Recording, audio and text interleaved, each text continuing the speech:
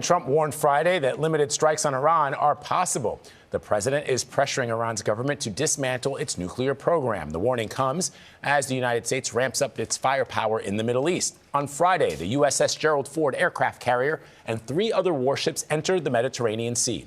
There are currently 13 U.S. Navy vessels in the Middle East, including another carrier, the USS Abraham Lincoln.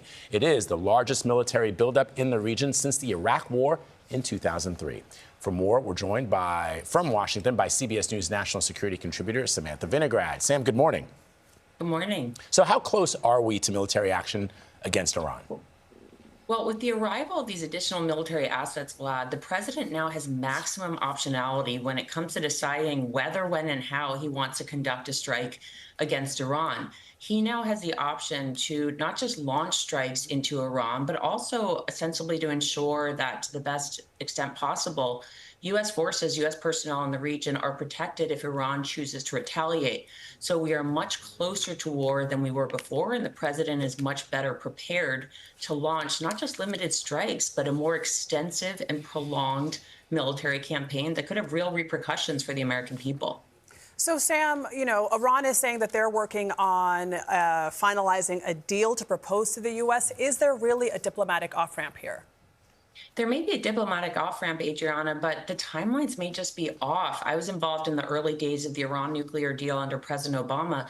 That deal took more than 20 months to negotiate, and President Trump has given a very short timeline for these negotiations. So what it's really going to come back to is whether the president's team assesses that Iran is actually committed to these negotiations, whether Iran is committed to giving up its nuclear stockpile, which is something it hasn't been open to in the past. And that's normally an intelligence community assessment, something that President Trump has in the past personally tried to decipher.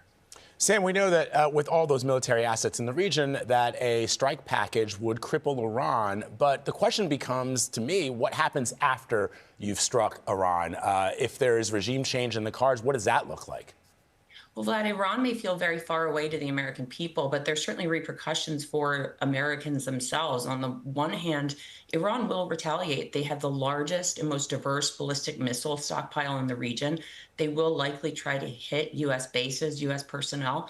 They've demonstrated both the intent and capability to strike Americans abroad throughout their history. At the same time, they could try to close a waterway known as the Strait of Hormuz, which could send oil prices much higher. That could impact the price at the pump as we head into the spring and summer. And so that could have very real implications for the American people, even if there's not an effort at Iranian regime change. Sam, as our viewers remember, when the U.S. struck Iran's nuclear facilities last summer, the president said they were completely obliterated. What is then the state of the threat from Iran? Well, President Trump's own team does not agree that they were completely obliterated. His own national security strategy says they were significantly damaged. But here's what we do know. We do know that the American strikes did damage some of Iran's nuclear enrichment facilities and a research facility. But we also know that Iran still has a stockpile of what's known as highly enriched uranium. That's material, if enriched further, could be used to break out to a bomb.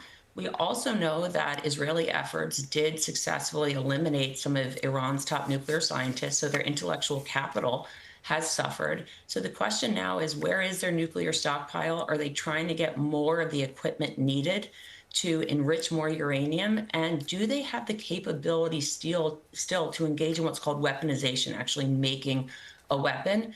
And the million-dollar question, Adriana, is, do they want to break out to a bomb? And that is going to underline the conversation about whether Iran is committed to negotiations or not, or if they're just biding time. All right, Samantha Vinograd, thank you so much.